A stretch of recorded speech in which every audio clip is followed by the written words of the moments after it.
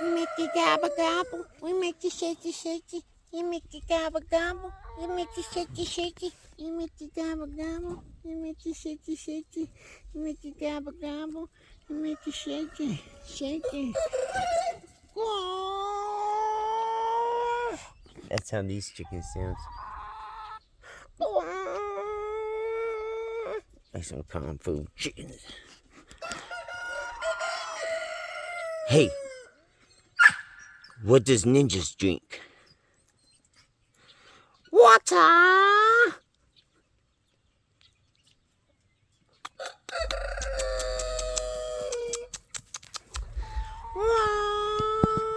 Chicky chicky cheese, mother chicka. Chicky chicky cheese, mother chicka. My boy got a shotgun on the back porch. Every time he goes swimming, he's gotta have a shotgun on the back porch. Cause he never knows when he's gonna run to a gator. Man, let me tell you a story about wrestling gators with a 6-foot rope. That's all I had. 11-foot alligator. It's insane. Now, of course, the alligator was a little abbreviated. What happened was I was working in saltwater disposal unit, and we had 27 whales that we disposed brine in from old formations that they produce oil from, and the sandbags are just right so it locks it in and not leaks into the water table, whatnot. Anyway, they used to dump it in the ocean, and they found out it was radioactive. Anything under the ground so far is like radioactive, whatnot. Well,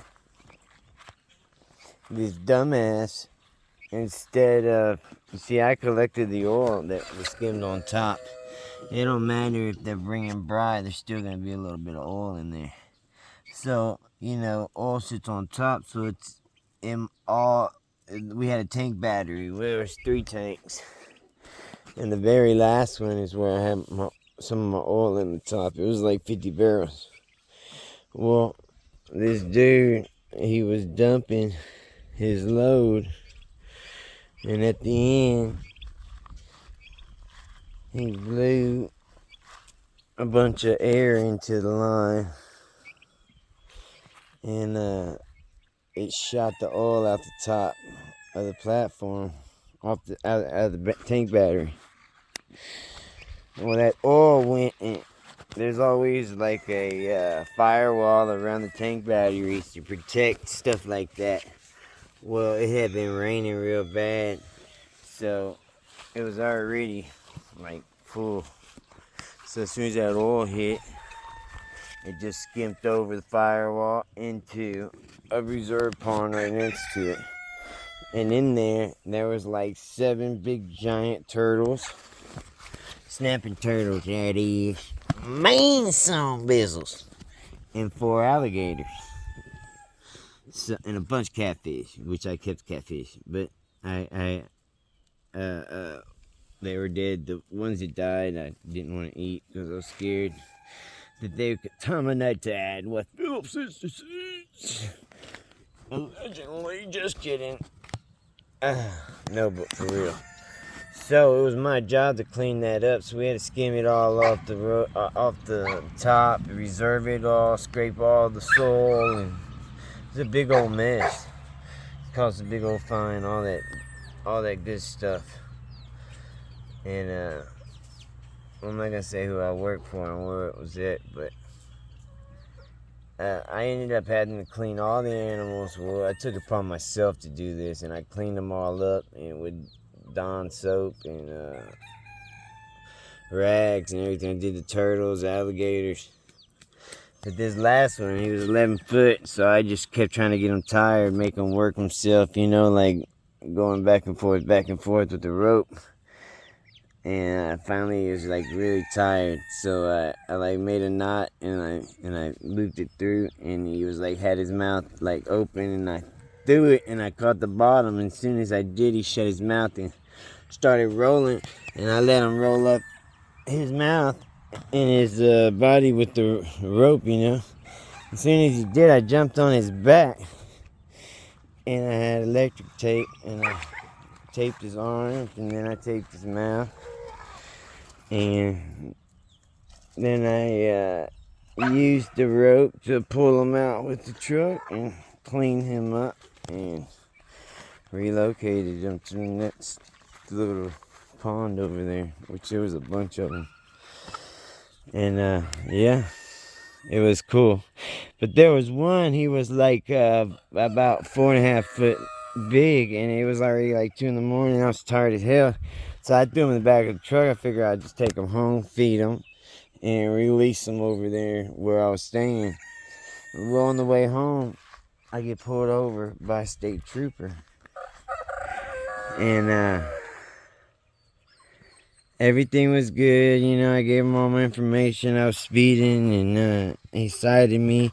And then as he was leaving, that damn alligator hit the back of the truck with his tail, like really loud. Like, whoa, bam! Whoa, bam!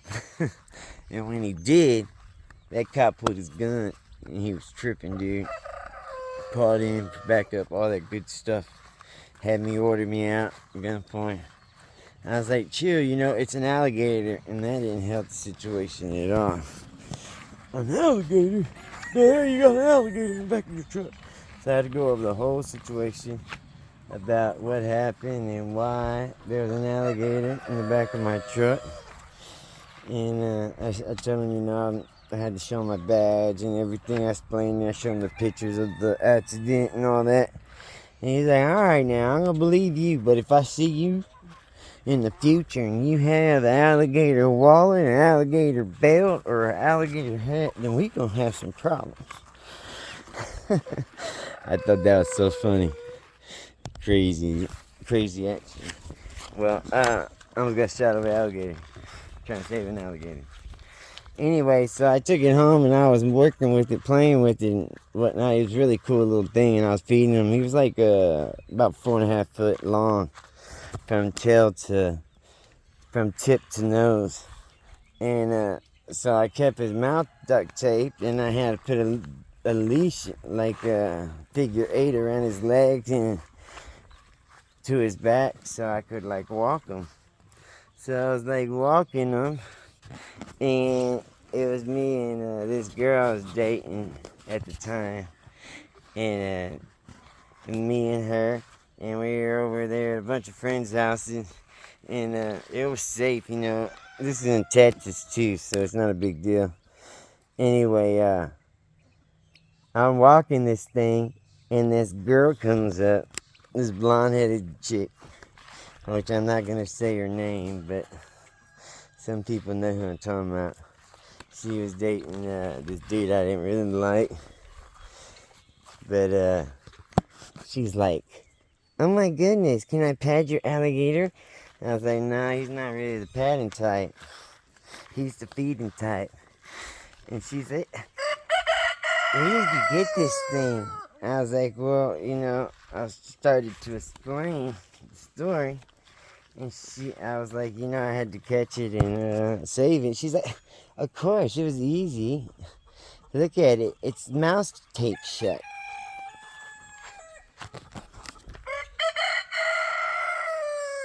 It wasn't like that when I caught it.